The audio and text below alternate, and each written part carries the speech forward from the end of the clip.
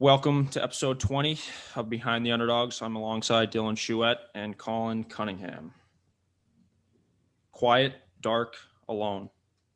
Always alone, even in a crowd. Even when you're surrounded by an entire arena of fans screaming your name. Alone in your head, alone with that buzz no one but you can feel. No outside static, no distraction. Right now, all about you. That dark side pushing you, burning you, and driving you. Do it. Do it. You can hear your heart. You control every beat. You control everything. Somebody is talking at you, but you don't hear and don't want to. Later tonight, someone, media, colleague, family, will say you're a jerk, rude, and uncommunicative. They don't get it and you don't care. In your own little world, they say, yes, exactly. Get out. Leave me alone. Leave me alone. You're in the zone. So that is the start to this first chapter of being in the zone. And the next few chapters that we actually read within these next 50 pages is all about really being in the zone. I mean, he talks about the dark side that gets you into the zone. So I guess there's characteristics of being in the zone that he ends up talking about. But what's your first take on this chapter before we start breaking down some stories and some characteristics of being in the zone, and Kobe and Jordan, and then later on we talk about Tiger as well? This was what I was excited for, was when you talk about the zone, and obviously gets into instincts and how the dark side ties into, those two things tie into getting into the zone and just what it's like. Like, he gives, I don't know how many descriptors of, what the cleaners are like when they're in the zone. And it's interesting to hear.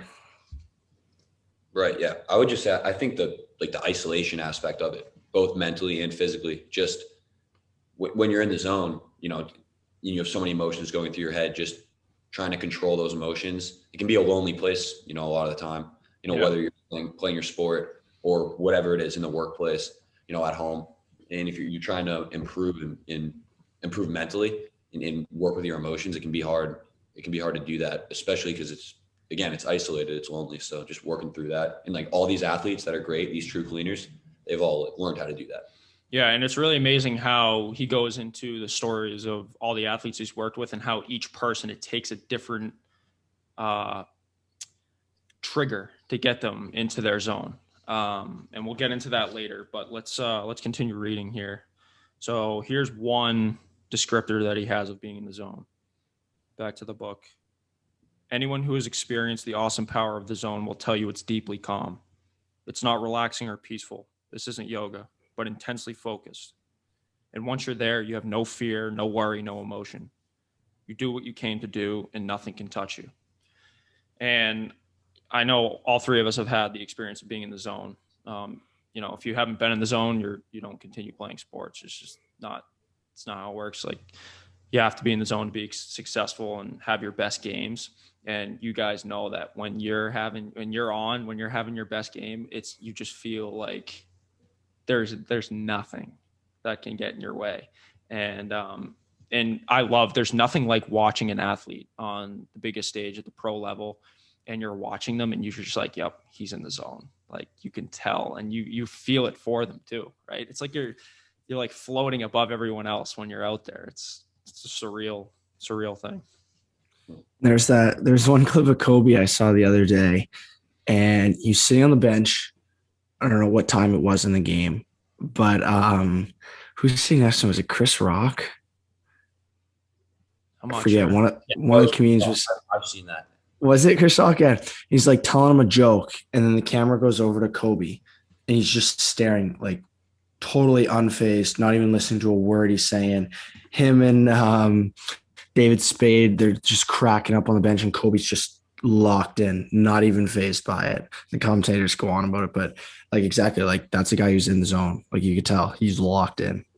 Yeah. Now, I forget if we read about this in the last 50 pages or this, but he talks about how Jordan, the way that he treats the zone is he never shows anything when negative things are happening, but when he's sinking threes and he's like making every shot, there's this one time where he just goes mid-court when he's backing up out of the court, and it's just like it's things like that where it's amazing to see something like it, because you know that they know that they're in the zone, and it's just such a cool thing to watch. And so now this next part that we go into is Grover. He calls pulling buttons instead of pushing buttons. And I'm going to read a little bit here and then we'll talk about it. One way or another, we're going to get it lit. Maybe I'll mention what another player did and pull out that button for you. I'll repeat something I heard from the coach, another button ready to go. After an unbelievable performance, I'll ask what you did last night because you need to do that again before the next game. Or I'll tell you I'm going back to the hotel to pack your bags because you're playing as if you already left town. More buttons. Then I'll have someone get aggressive with you during a workout, and boom, that was the button you hit. And for the next hour, you can't be stopped. Now you're in the zone, and you may never recall how you got there and what happened once you arrived. For some, it's having their manhood or ability questioned. For others, it's the sight of their own blood. For some guys, it's a physical confrontation. I just keep pulling buttons, and until you have an arsenal to work with, then I wait to see which one you punch to kick yourself into hyperspace. And once you show me what lights you up, I'm going to make sure you stay lit. So, like, here's a perfect example of just being a good coach, right? Mm-hmm. Like, a lot of coaches, I feel, that struggle with the leadership and getting a team like cohesive and communicative amongst each other is someone who doesn't know how to treat each individual athlete. So this is a perfect example here. Like, aggression from a coach might be good for one person, but for another person, it's a detriment to their performance, and it's just like their confidence is gone, you know? Yeah. And like all three of us, I'm sure we have some things that are in common for how we'd like a coach to act with us, but we definitely have different ones for sure. Everybody does. Like, I guarantee you, Kobe, Jordan, Tiger Woods, Larry Bird, Patrick Kane, Carey Price, like all these elite athletes, they all have different things that work for them. And like Grover here, he's the perfect example of, and he mentions it before, that the mental part of the game is so much more important than the physical. And that's why you see a lot of guys who aren't as skilled be better than people who are more skilled, because they have that mental fortitude to push through those things and to get them to that next level. Let's go back to the book here. Now we're going to talk about Kobe's zone. It's rare to actually see someone shift into the zone. It usually happens privately and silently, but on rare occasions, that moment is suddenly on display as the world watches. During the 2012 Olympics, as Team USA played Australia, Kobe was having a surprisingly weak first half. It happens. A player has something else on his mind, just feels off, can't get focused for whatever reason. Most guys who start a game that way finish even worse, but the greats can recognize they need to turn it around, and that's what Kobe did, hitting 4 3-point pointers in just over a minute, leading the Americans to a 119-86 victory. Just searching for something to activate the Black Mamba, he said after the game, just finding his way back into the zone. So, like, this is another example of a domino effect, right? Like, you're performing poorly, usually that carries on to the rest of the game, but like the great athletes, they know how to turn it around and just leave what's in the past. And like Kobe's one of them. Like, he goes on to talk about Jordan too, which we'll get to later, where he had like 11 points or something like that, and he ended up sinking like, I forget how many 3-pointers, but I'm sure you guys remember that from reading. Yeah, and he always references that game where whoever it was on the other team pissed him off, and it was just like that controlled anger. He's like, that's it. Like, he was dialed in, and he just went off in the second half, single-handedly, beat the other team. Yeah, this is actually the next story that I was just talking about, Michael. Let's go back to the book here. Michael was the only player I've ever known who was completely in the zone every time he played, always a cleaner. Even in games where he'd cruise a little, it would eventually come out.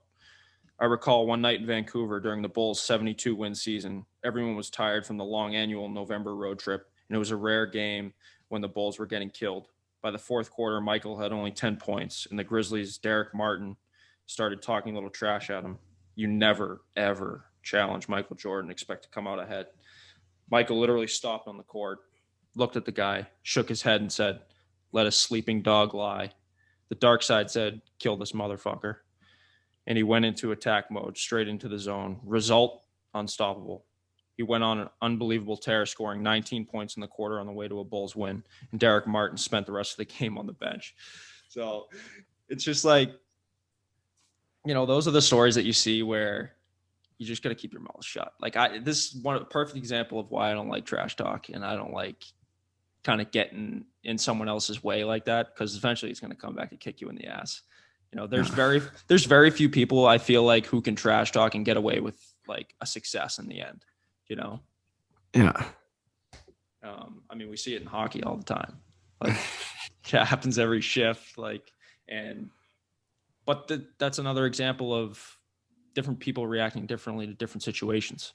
Like for me, I'd rather stay, like there's times where, I'll say something and that just kind of throws me off my game. Like the way I get through is just being cool, like calm, cool, and collected. And that gives me that success. But it's definitely when I get ticked off or aggravated and I respond to that chirping or trash talk, whatever you want to call it, it kind of throws me off my game. What do you guys think? I think every situation is different, I feel like. But for me, Joy, like you said, you generally, like if you say something, and obviously you play different positions, different sports, but for me, like when I'm playing football, like I like to be communicative in terms of like relaying the defense and talking to my teammates. But yeah, I think a lot of times like talking trash to the other team can just be a waste of mental energy. If you use it, you got to use it like the right way. Yeah. Like in a calculated way. And like there's a time and a place. Put it that way. Yeah, understanding your opponent too and how he's gonna react. So there's a lot of different factors going into it. But Dylan, you're smiling over there. What are you gonna say? I just think of one kid on the team, Dunlap. He chirps nonstop. Unbelievable hockey player. Doesn't seem to affect him one bit because he talks like it can be a line change. He's sitting on the bench. Some kid's skating back to the bench. And he'll just chirp him about anything. It could be about how big his nose is. Like it doesn't matter. Like it could be anything. He just chirps him, and half the time it's funny. But it doesn't seem to affect him because he goes out there and he buzzes every shift. But that's the first guy that comes to mind when I think of that. And there's guys that get away with it like that. And then there's other guys like, I can't do that. I know it's going to come back to bite me. Exactly. See, like that's exactly how I feel. I feel like once I say something, I'm like, fuck, like something's going to come back and bite me here. Like I just feel it. I know it. And then like, that's when I like kind of get tense, Yeah. When I do something like that, I just know that it's coming back. So I just rather keep my mouth shut and just play the game, Yeah. All right, let's go back to some characteristics that he goes on here. When you're a cleaner in the zone, you operate with no wasted motion, no chaos, no warning. You don't tell anyone what's about to happen. It just happens. You may not even remember how it happened, but you know it did. As Kobe says, you're in the zone, but you can't think about it because thinking is a distraction. Every movement has a purpose, and you know exactly what the purpose is. You're never killing time or going through the motions. You can look around you in any situation and see those who get it and those who don't. On a team, in business, in any group, you'll have those who are there for the paycheck and those who understand the mission. And I think, Colin, this is what you were talking about before we got on with a no wasted motion, no wasted energy. This is it right here. And this is how he goes on earlier on in the book about don't think, right? He says here, Kobe said, you're in the zone, but you can't think about it because thinking is a distraction. And it's so true. Like that's how you get in your own head, right? Once you start thinking about things or about like this is the epitome of that. He's in the zone and then he says, once he starts thinking of being in the zone, that distracts him from actually being in the zone, which is just crazy to think about because how hard it actually is to get in that Zen state of not thinking, just doing. So complicated. Okay. I think there's a lot of factors too, external factors that can either energize players, athletes, whatever it is, or like hurt them as well. Like I know for a lot of players in every sport, like with fans, like, and we talked about this early when we first started the podcast. You guys remember we had episodes we talked about no fans and the dynamic that had. And I think there are a lot of external factors that can hinder or enhance, you know, an athlete's ability to get in the zone. But the best athletes, like the true cleaners that we talk about, the Kobe's, the Michaels, the MJ, like I said, what they do that so well is they don't let the external factors affect their mindset on the inside. You know, it could be Well, the they most. can't. He talks about that too. Like he talks about how some guys are dialed in some stadiums versus the other because that's what they're comfortable in. That's what they know. They're used to that environment. And I mean, he directly talks about how, you know, some guys simply can't perform in some buildings, some atmospheres. And that, I mean, that ties in with the fans too. Home court advantage, home ice advantage, Yep. whatever you want to say. Yeah, that whole home court advantage and stuff, like the cleaners, that doesn't affect them, you know, because they're focused on the court, the rink, the field, whatever it is, and that only. Doesn't The matter. fans And are irrelevant. Yeah. And he talks about it's all about relying on his arsenal of instincts. Like he doesn't have to think about what's going on around him, think about the environment, think about this, that. It's his instincts and his arsenal of what he needs to do to accomplish his mission. It doesn't matter where he is, what's going on, you know? Yeah. And honestly, I think there's definitely cleaners, like someone like Jordan, for example, who, I mean, I guess there's, you know, Kobe probably did it too. And well, LeBron, obviously. But they feed off the crowd, meaning they might be like trash talking you or whatever, saying your name, saying this, saying that, and then you shut them up with a 3-pointer or something like that. You know what I mean? And that positive reinforcement, like that engagement from the crowd, or the non-engagement from the crowd, right? The silence that you get from when you do something like that is a driver for a lot of cleaners, you know. He goes on here to talk about Jordan's shooting percentage. So I'm going to go on reading. When you consider that Michael's career shooting percentage was 50%, meaning the ball found its mark 1 out of every 2 times, with 3 guys hanging on him and 20,000 cameras flashing every time he took a shot, you can begin to appreciate how deep in the zone he was for every single game, every quarter, every play. There was no difference between what he did in practice and what he did in the game. His mechanics were consistent in any environment. I can't stand hearing athletes say, when I'm under the lights, that's where I'll turn it on. No, when you're in the zone, you shouldn't even notice the lights or need them. So that's kind of just a reinforcement of what we just talked about. But, you know, this is like that whole thing where practice, or you end up, what was that quote? You end up falling to the level of your training, something along those lines. And it's true, right? If you're slacking off in practice, you're going to slack off in games. That's why a lot of people really believe in the discipline that day in and day out that you have in practice in the gym, everything like that, because it translates into the game. And it kind of blows my mind when I see guys in practice or in the gym just not giving it full effort, and then they go out in the game and, you know, they're scoring 2 goals, or, you know, they're performing at their highest level. That doesn't make sense to me. And I think that all has to do with the person's mindset, right? Some people perform better when they think that, you know, a lot of people think that in practice, if they don't put their full effort in, they'll have more energy for the game or something like that. You know, that's their mindset. Or maybe that's just an excuse and they don't even realize it to not work hard in practice. But whatever it is, and he talks about it in here, how there's different things that calms down an athlete to prepare them for a game. Some people, it's taking a shot before a freaking game, which I've never heard of. I've never heard of that. Yeah, never heard of that. I don't know if he's just saying that as like some kind of an example, but I think he's serious. No, he was serious. He said he had his own athletes who did that. Like, I couldn't believe that one. Yeah, I know that just blows my mind. I think we'll get to it later. I have it marked here somewhere in the book. And then he goes on here to talk about the different ways that get you out of the zone. Back to the book. When you feel fear, you recoil and put up a wall to protect yourself. Is there really a wall there? No, but you act as if there were. Now you can't go forward because of the wall. Put your hand through it. There's nothing there. You can walk straight through it. But if you stay behind that imaginary wall, you'll fail. When you feel rage, you lash out. When you lash out, you're usually irrational because you're acting out of impulse, not reason.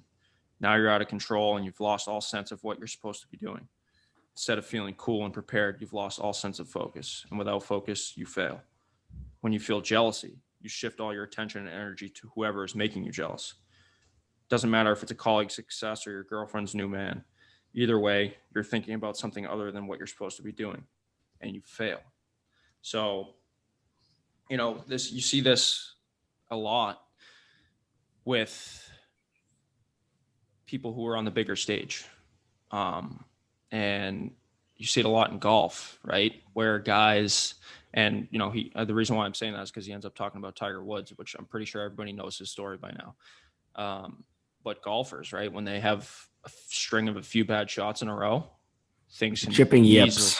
Yeah, the yips. Yeah, the yips are a perfect example, and that's in golf, that's in baseball, and it's just this, like, these guys are professional athletes, and the catcher can't throw the ball back to the pitcher, or it's just things like that. It's like, what the fuck? It makes I know no exactly sense. what that feels like, though. Like, I was a catcher, and you get those times where, like, you think you're overthinking it, because that's exactly what you're doing, and you're literally thinking about, why can't I throw this ball back to the mound? And it's legit. Like, there's times I couldn't do it. I was like, what is going on?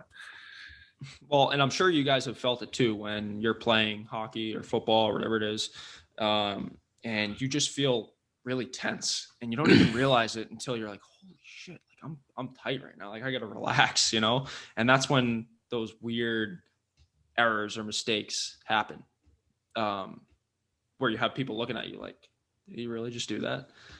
Stuff like that. But anyway, so he goes on here and he talks about an emotion that can be used to your advantage, and it's controlled anger. So back to the book. Controlled anger is a deadly weapon in the right hands. I'm not talking about a raging volcano that can't be managed from inside or outside, but anger you can restrain and turn into energy. All cleaners have that slow burning, blue hot internal anger, and it works if they can control it and maintain it. But it never becomes blind rage, and it's never allowed to become destructive. When you channel anger the right way, you get Michael shaking his head in Vancouver and annihilating the game. He didn't slug anyone. He stayed steady and unemotional and turned his quiet anger into results. So that's what I was referring to earlier on in this podcast. Yeah, I mean, emotions, right? I feel like the controlled anger aspect is more in the training for me than in the game. And that also, it's also determinant of what position you are, what sport you're playing. Because, being a goalie, if you show any anger, that's a trigger for poor performance. And, you lose your mental game, where in football, right, controlled anger, you can absolutely kill somebody, right? So same thing, being a forward, defenseman, whatever it is. And then he goes on to describe what staying cool is like, and he uses a refrigerator as an example. Back to the book. While others are getting heated up, I want you to start cool and stay cool, because anything that starts too hot can only get cold. When you want to preserve food and keep it fresh, what do? You refrigerate it, keep it cool, make it last longer. As the lights get brighter and the place gets hotter, you should be feeling darker and cooler, pulling deeper inside yourself. This is your zone, all instinct. You can feel your way in the dark while others have to see and hear and watch what everyone else is doing. You go with what you feel. The people who can get into that space, those are your killers. So I know that you guys know that feeling of being in the zone where there's kind of nothing that can touch you, and you're definitely in, at least for me. I don't know, you guys can touch on this afterwards, but for me, being in the zone, I'm just, flatline the whole time, super low heartbeat, just cool, collected, like nothing, no fan, no chirping, no trash talk, no mistake really gets in my way, because I know I'm on my game, 100%. It's, for me, like, when I've felt that way, been in the zone, it's almost like a surreal experience in a lot of ways. For me, it's like when I'm playing and I'm in the zone, like, especially if I make a good play, a lot of times, like, right after, it's weird. It's almost like there's silence. I almost hear nothing around me. Like, it's just silence, and it almost feels surreal, like you're in a dream. And then a lot of times when bad things happen, when we make mistakes, is when we're just way too almost down to earth is how I like to think about it. And that's, again, like when our mind's wandering, if we're thinking about other things outside of the game or outside of our craft, that's when. And once you're there, it's hard to get out of too. Once you're really thinking about other things, and like this is what I mention all the time, the whole domino effect thing, right? If you're thinking positive thoughts and you're having this surge of confidence, it's hard to get out of that. But if you're also thinking of other things, it's hard to get out of that as well. And that's why it's so impressive where you have someone like Jordan who is in the zone every single night, and I mean, everybody has a bad game, but he even talks in here where Jordan was like, he was having a quote unquote bad game. He had like 13 points. I mean, there's guys who never leave the bench. So 13 points is like, that's great. But, and then he comes out and he just tears it up in the second half. But so that's the end of that chapter, being in the zone. So now we're kind of going into the next two chapters that we read were all about characteristics of getting to the zone or being in the zone, what it takes to get to that zone. So this next chapter is when you're a cleaner, you know exactly who you are. Back to the book. Think about it. We're born already wired with the most basic instincts that guarantee our survival. Babies don't have to think about their needs. They don't analyze how they feel. They don't plan or decide how to get what they want. They just know instinctively that they're hungry or tired or wet or cold or hot, and they scream until they get satisfaction. Pure, pre-verbal, innate demands for immediate results. You can't argue with a baby or try to convince him he's wrong. You can't put your values on him or explain why he can't eat right now. Babies tell everyone how it's going to be, and that's how it is. They follow their instincts, they thrive, they get what they want. Babies are completely, naturally, insatiably relentless. Within a couple of years, they're running around and hollering like crazy, making messes and shoving more food in their hair than in their mouths. Why? Because they're two, and that's what their instincts tell them to do. And then the grown-ups start reading books about the terrible twos and ruin everything. Be quiet, sit still, don't run around, stop crying, wait your turn, you're going to hurt yourself, just behave. Why can't you be more like your brother? Be good. We take all those powerful natural instincts, those instantaneous gut reactions, we chalk them up to bad behavior and do everything possible to shut them down. What a waste. All that natural energy, drive, intuition, action, reduced to a timeout in the corner. From the time you're a toddler to the time you're an adult, you've been taught to be good. What's wrong with the way you were? Born relentless, taught to relent. Can you even remember a time when you weren't being taught limitations and compliance, watching what everyone else was doing, scrutinizing the opinions, the options, worrying about what others would say? At some point, you stopped doing what came naturally and started doing what you were told. You took all your crazy urges and ideas and desires and you stuffed them down where no one could see. But right now, right this minute, you know they're still there. In the part of you that you don't show to anyone else, the part that refuses to be taught, refuses to conform and behave. That's the dark side of your instinct. You cannot be great without it. And when you really think about it, you are kind of taught to conform to the expectations your whole life, pretty much. And the people who succeed are the ones who don't. And the people who go right when everyone says to go left, or vice versa, and once Elon again, Musk's of the world. Yeah. And once again, Grover comes up with a great example. Babies, you know what I mean? Like they don't listen to what you want them to do. They get what they want and that's it, and that's where he explains how growing up, you're taught these different things to be a certain way where it's just kind of, you want to go this way and they're pulling you down this way with their limitations and expectations. And that's where you see, and it carries into adult life, people doing jobs they don't want to. And we've talked about this plenty of times on the podcast. All right, let's go back to the book here. Continues on. Picture a lion running wild. He stalks his prey, attacking and killing at will, and then goes in search of his next conquest. That's what his lion instincts tell him to do. He doesn't know anything else. He's not misbehaving. He's not bad. He's being a lion. Now lock him up in the zoo. He lies there all day, quiet and lethargic and well-fed. What happened to those powerful instincts? They're still there, deep inside, waiting to be uncaged. Let him out of the zoo and he goes lying again, preying and attacking. Put him back in the cage, he lies down. Most people are the lion in the cage, safe, tame, predictable, waiting for something to happen. But for humans, the cage isn't made of glass and steel bars. It's made of bad advice and low self-esteem and bullshit rules and tortured thinking about what you can't do or what you're supposed to do. It's molded around you by a lifetime of overthinking and overanalyzing and worrying about what could go wrong. Stay in the cage long enough, you forget those basic instincts. So just once again, that's just kind of a more elaborate description of what he's talking about.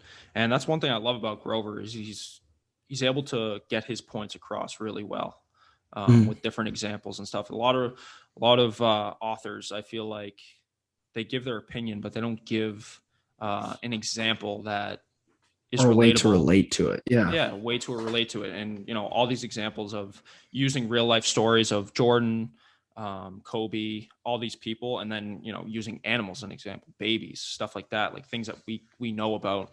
And it really helps you understand the concepts that he's trying to get across. Mm-hmm. But yeah, I say we move on to, unless you guys have something else in these next few pages, but Colin.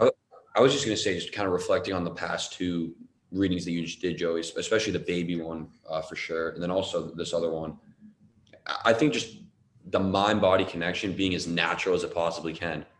And what fascinated me about this first passage was that a baby's obviously not an athlete, right? Like not a professional, but just a natural person, with no effects or like societal pressure or any artificial. When you're born, it's the most natural version of yourself that you'll ever be. And then from then on, we're thrown with all these societal expectations, opinions from other people. We get all these emotions, and quickly our lives, there's artificial shit that just floods into our lives, and we can't really help that because that's how society is.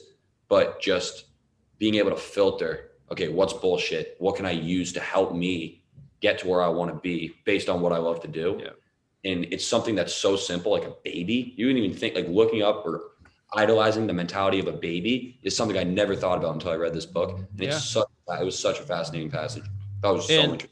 Yeah. So earlier on, what you were talking about, that's where all those societal expectations and drivers of what you're expected to do, that's where stress is born, right? That's where you have people who, become depressed or extremely stressed out, anxious, because they don't know which way to go. They don't know what's right because they have their gut instinct and they have what society's telling them to do.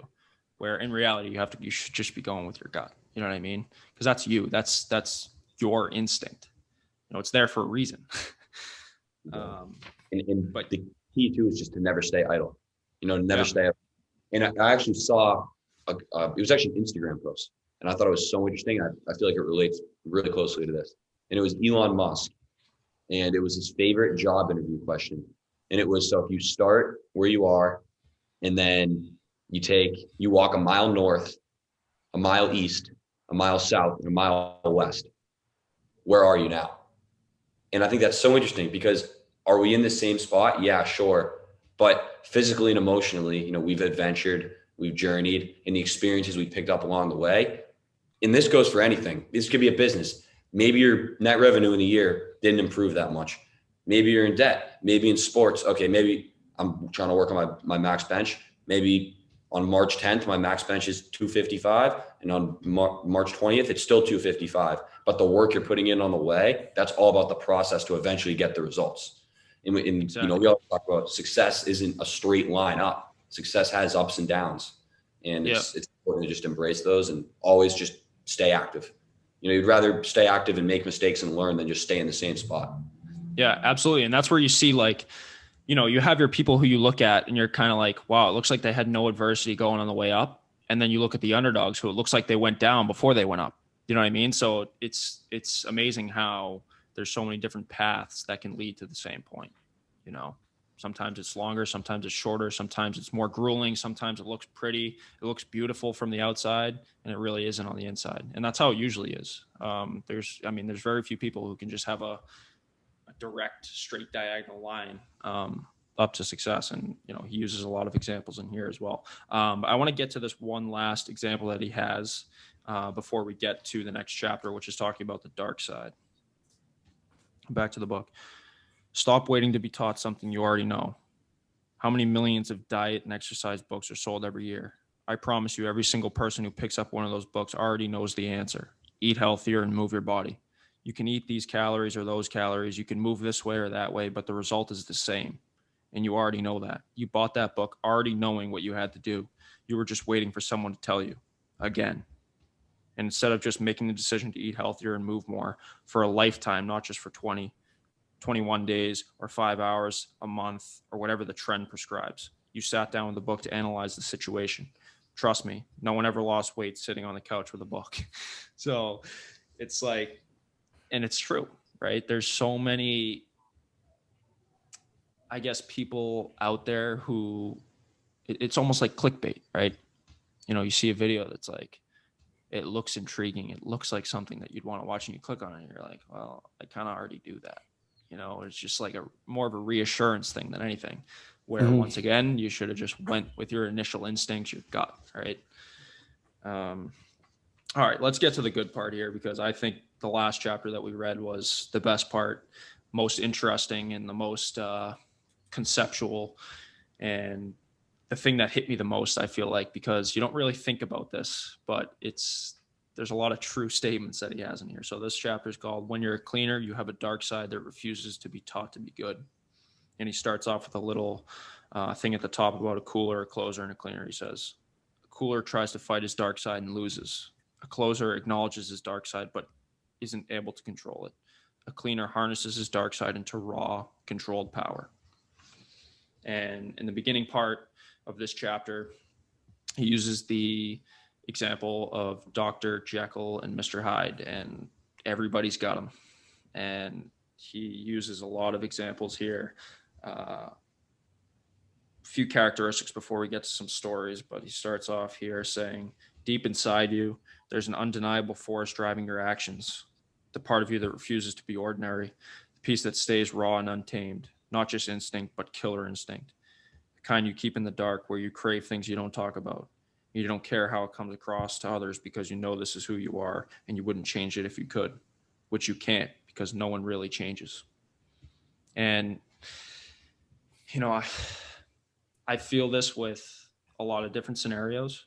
I feel like it happens a lot in relationships. And I think that goes for any relationships, whether it's, you know, husband, wife, girlfriend, boyfriend, or a team relationship. You see that a lot where, and we talked about this earlier, where the coach is treating each player the same, which is not the way to get your team to the next level, right? Each individual person has a different way of reaching that success. And having that same mission is great, but getting each person to get to that same mission is a different task, a different commands, different tactics and strategies to get there.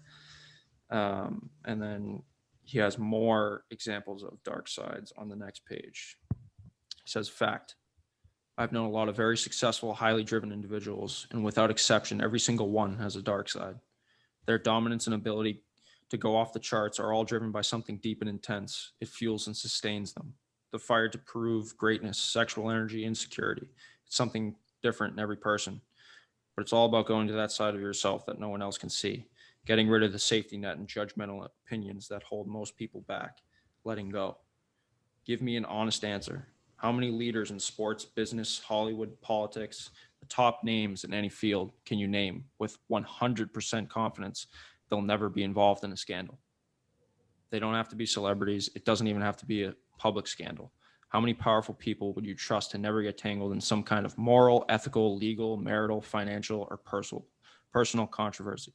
That's what I thought. Not too many. And obviously you see it more, right, with your top athletes, your top CEOs, because the spotlight's on them constantly. You're not going to see it, with a person who's working at McDonald's, right? They're not going to like spotlight that on the news that he cheated on his wife or something like that. And I saw something funny one time, and it was about Tiger Woods, and I can't remember exactly what it was like, but it was similar to that, where he was on the news and it was about all these Scandinavian women that he was on a tour bus with. And, this guy's sitting on the couch with his wife. And the wife goes, "Would you do that to me?" And he goes, "I'm not Tiger Woods." Do you know what I mean? So it's like, it's a completely different aspect of things. And, he goes on to talk about, and we'll get there, but he talks about how cleaners, they have their things that they always need to be winning, right? And having that one championship a year, that one ring a year it's not enough for them. So, people turn to gambling or, alcoholism, all that stuff. And it's like, when you see that on the news, you think, wow, like you have everything at the tips of your fingers and you're just going to throw it away doing that stuff. Yeah. But when in reality, they all have a reason behind it. Yeah. And I think one of the most powerful quotes that like I directly related to, because that's what you think of when you see that in the news. And it was just when he goes on to say like, oh, wow, like they didn't control that. Like that, like they could, how are they that weak, or they let their weakness get to them. And that's your first instinct. That's how I looked at it. It was like, wow, like they couldn't control it. Like they're supposed to be the most mentally tough people and they couldn't control that, So he gives you a totally different view on it. It's pretty crazy. Yeah. And he goes on right below that to say he could have controlled his actions if he wanted to, and he didn't. Why? Because when you're used to winning, you want to keep on winning at everything. That relentless drive to control the uncontrollable, to conquer everything in your path. That's the dark side driving you to be who you really are. So it's, and that's that aspect of kind of being a rebel in some cases, right? Against society's expectations of yourself and what's right and what's wrong. Yeah, I mean, it's in everybody. And he goes on here in the next couple pages. I'm going to read this one. I found this interesting, and then we'll get to Tiger Woods' story. The ability to show up at the gym every day and do what no one else is willing to do, that comes from the dark side. The drive to get to the top and stay up there, year after year, dark side. A cleaner with a strong dark side can succeed at whatever he chooses, and his path is usually determined at an early age by his family or environment or culture. One way or another, he's going to be the best at something. A positive impact on his life might channel him toward business or athletics. A negative impact might direct him into a life of crime. Really, is there a big difference between the instincts of a powerful businessman and a powerful crime boss and a powerful athlete? They're all killers in their field, driven to be the best, diabolical in their strategy for reeling in and crushing the competition, equally relentless in their desire to win at all costs, and none of their victims sees them coming until it's too late. They're not necessarily killing with guns. They're killing with skill and craft and mental weaponry. They're all brilliant at what they do, and they all share the same objective. And it does make sense because you see, a lot of people, your biggest drug lords, right? They have a, brutal upbringing and they end up becoming a drug lord, which all they know is that lifestyle. Yeah. All they know is that lifestyle. And that is elite for them, and then obviously everybody has a different path to there. Some people, they grow up, poor. They grow up with parents who weren't supportive or, they weren't guiding them correctly, and they end up being a star athlete. And I think that really comes from proving a point, I think. And that's, yeah, I 100%. I think one of the most clear examples is like growing up, you have a parent that's a, drug addict, alcoholic, and then you see the kid who is a therapist or like a drug counselor, like does the opposite because they can directly relate to how those kids are feeling and how to help them, But like you say, there's the kids that turn out to be drug dealers just like their parents or crime lords, whatever it may be, and they're directly influenced by that. And in this case, they're still directly influenced by that, but it's what they do with that, how they manage it, and what they decide to do. Yep. And now he really gets to what we've all been waiting for, is the story of Tiger Woods. And we were talking about this earlier before we got on the podcast about if he were to rewrite this book now, what would he say about Tiger Woods? Yeah. And I'd love to know that. And maybe there's something out there. We'll have to look and put it on the Instagram, but we'll see. I'm going to read this now. So here we go, back to the book. I don't know if there's a better example than Tiger Woods, whose now famous dark side led him to become involved with a dozen or so women who were not his wife. Of course, that number of women would be a slow week for some pro athletes, but Tiger had done such a good job of wearing the mask and hiding his dark side that people were just blown away by the revelation that Jekyll was smiling for the camera and making the commercials, and Hyde was handling everything else. You want to see a guy in the zone? Watch a video of Tiger before the scandal. He'd walk onto that course as if it were built for him. And if you got in his way, God help you. All the experts loved talking about his mental toughness, how his father trained him by intentionally dropping clubs and moving the cart during the backswing, how his mother taught him to get out there and kill them, take their heart. Raised to be in the zone, said the analysts. Then the scandal broke, and it was suddenly pretty clear exactly what had put Tiger in the zone.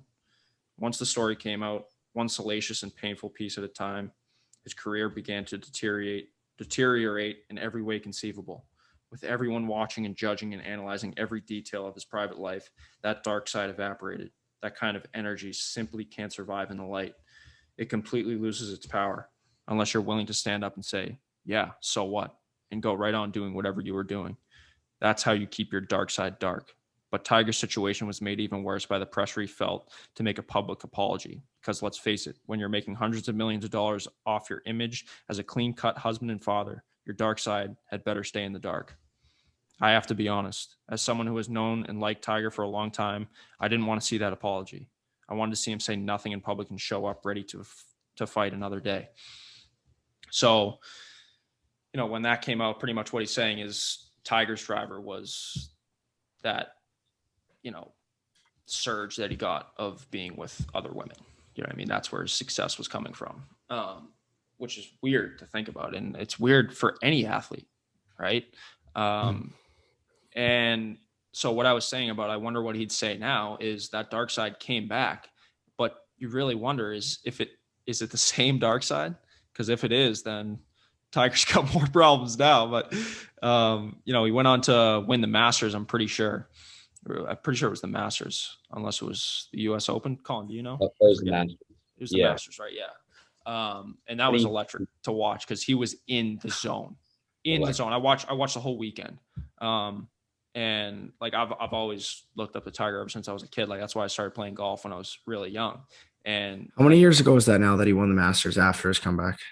I think it was very recent. I'll look it up, but it was just 18. Couple years ago. Yeah. And you could see it too, right? Like he was slowly climbing his way back, and then all this pressure, the spotlight was on him probably more than ever. And then, the infamous, the crowds that followed Tiger when he was younger in his prime, and that was back. And I got the chills when I saw that. When I saw him walking up to the 18th green and that crowd was just following him, it was just a surreal moment. But yeah, so I wonder what Grover would have to say about a story like that, especially now. Does he think differently about dark sides? Do you know what I mean? Because possible. Maybe he has something else driving him. Maybe it's his son now. Yeah, could be. Because he was really close with his father, But anyways, so it's interesting how he talks about Tiger as if he's like no longer relevant in the golf world. And then a couple of years later, he wins the Masters. So, and that's that cleaner mentality. He's a cleaner, and he's arguably the greatest cleaner of all time. Just based on his stats, based on how he literally brought golf to one of the bigger sports, especially in his prime. But yeah. And then after the Tiger story, he goes on with some more real life stories. And one of them is about beer and alcohol. So let's get back to the book for a little bit here. I think we're rolling on about hour or so. So we'll wrap this up soon, but back to the book. Some years ago, I knew of a player who decided to challenge his ability to perform after he'd had a couple beers.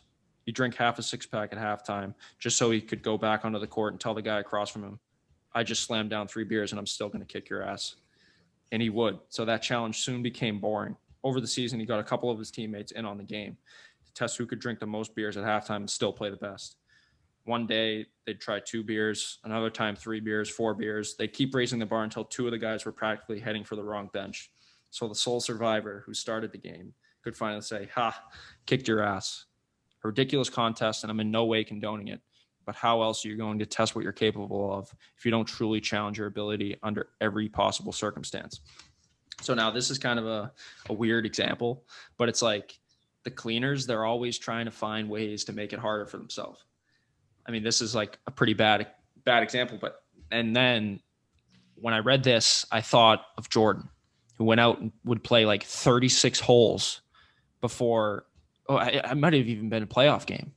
He'd play 36 holes in the first part of the day, and he'd go and perform at his greatest performance at night on the court. It's like, I mean, Dylan, could you imagine like before playing a junior hockey game, like playing 36 holes and being like, yeah, I'm going to go out and I'm going to play my best game ever tonight, you know? I know, dude. Even 18 holes, like, okay, I guess maybe he was walking, maybe he had a cart, but regardless, 18 holes, you're like, oh my God, that took 4 hours. Like, I'm tired. I'm done for the day. Like 36, then you got to go play a playoff game. Like, he's just a machine. Yeah. When I hear this, it almost sounds to me, obviously, well, this situation that Grover talks about with this player that challenged his ability to perform after the beers, it almost sounds to me like that's an example of putting yourself at ease mentally by putting yourself in a vulnerable position so that if you underperform, there's almost a built-in excuse in a way, whether that's for himself or whether that's for the people around him. This is just such a bizarre situation that's to me, like, that's the only rational explanation as to like why people would do this. But I guess some people just have routines. Like I think Marshawn Lynch actually takes shots like Hennessy, like before the games, and has like Skittles. So every player has. And so now this is another thing that I've talked with a few of my trainers that I've had, and because I know that a lot of high performing athletes, business people obviously it's a little different, but for athletes in particular, obviously alcohol is a detriment to your recovery and ultimately your performance. But some athletes use that to de-stress, and that's one of those things where for people like that, they find it more beneficial for an athlete who is extremely stressed out to kind of take that edge off than to deal with that stress that is built up inside you. Obviously there are athletes who are completely against that, but for the ones who believe that, they're less stressed and ultimately perform better come game time, come time to give it their best performance. And I'd love to see a statistic on something like that for a pool of people who find that alcohol actually takes that edge off and makes you de-stress, which would be really interesting because that would it would take away all previous statistics on that because it's a known thing. Alcohol does not recover your muscles. It's definitely not good for you. So, yeah. All right, I want to close up with this one paragraph here, and then we can have some final remarks for this episode. Back to the book. When tales from the dark side become public, everyone usually sits in judgment and thinks he couldn't control himself, weak. But those aren't cleaners saying that. Understand this. A cleaner doesn't want to give up the thing you disapprove of. To him, it's not a weakness, it's his strength, his choice. Weakness would mean giving up what he craved because he was afraid of getting caught. A cleaner earns his alter ego, his Mr. Hyde. It doesn't blindside him. He goes out and gets it. At some point in his life, something challenged him and made him survive. And the result was his total confidence that whatever happened to him, his instincts would cover his ass and he'd be okay. And somehow he always is. The desire to control anything and everything is so powerful, and his belief in his instincts is so strong, he knows he can't lose. And this was, so for me, my whole thing of, and this is what I was talking about too, about being a rebel, right? You're going against society's expectations. And now there's different levels of things. There's gambling, there's cheating on your wife, girlfriend, whatever it is, which is, bizarre when you really think about it. But for me, like in high school, I'd be zoned in on playing hockey, and school was not even secondary. It was like tertiary. You know, it was like hockey, gym, maybe school, you know? And that whole idea of being like, I'm going all in on this one thing. And like, whether you like it or not, whatever my college counselor's saying, whatever my parents are saying, whatever everyone is saying, I'm going to do this. I'm going to do it my way only. And it's that surge. You get a surge of confidence of doing that because you know that you're giving your all in that one aspect. I mean, I can't tell you how many times I'd be skating in the morning with my goalie coach, and I'd miss the whole first 2 blocks of classes. Now, do I agree with that for other people? No, because everyone's different. But for me, that was me knowing that I was doing everything I possibly could. And ultimately that led to my success in high school hockey. But what do you guys think? Well, Joey, I was just going to say, obviously having gone to Middlesex with you, and obviously, you know, being one of your best friends, I think for me and you both, it was refreshing at Middlesex because obviously the culture of the school is like, there's just so much pressure. Obviously, this was not the case for us at all, but for a lot of the students there, you know, it seemed like there was just so much pressure to like, you know, what did you get in the writer's workshop test? You know, what did you get in the trigonometry exam? Like, and there was just all this shit that these kids would talk about, and then they would do, you know, sprinkle in here and there, maybe do a little choir, do a little sports, do a little extracurriculars. But the whole idea of like having no plan B and just knowing that there's one thing that you love, and the only way you can really be great at that is by having an irrational habit or an irrational routine. And then Joey, like me and you, we were on that same exact page where like we didn't have a plan B. We still don't have a plan B, but that gave us confidence. We'd walk around school and kids would be like, you know, you guys care so much about sports. You guys live in the gym and all this stuff. We didn't give a fuck. You know what I mean? Because we knew we were doing what we loved and what was ultimately making us better. And I mean, even for me with starting Underdog and everything, that kind of felt like it was becoming a plan B for me. And there were plenty of times where I was like, you know, maybe I shouldn't be doing this. Maybe this is distracting me. But then in the end, I'm like, I think it's more important for people to kind of learn about what an underdog truly is and that, you know, anybody's capable of actually achieving what they want to. So I was like, you know what, if anybody can do it, you know, let's fucking do this and make it work, because there's too many people out there who they submit to society's expectations of them and, you know, do it their way or the highway. And I don't agree with that at all. I think there's more often than not, for me especially, I've listened to myself than listened to what others have had to say. And I completely agree with listening to others' opinions. I think you take what works for you and run with it, but the things that you don't like, leave it in the dust.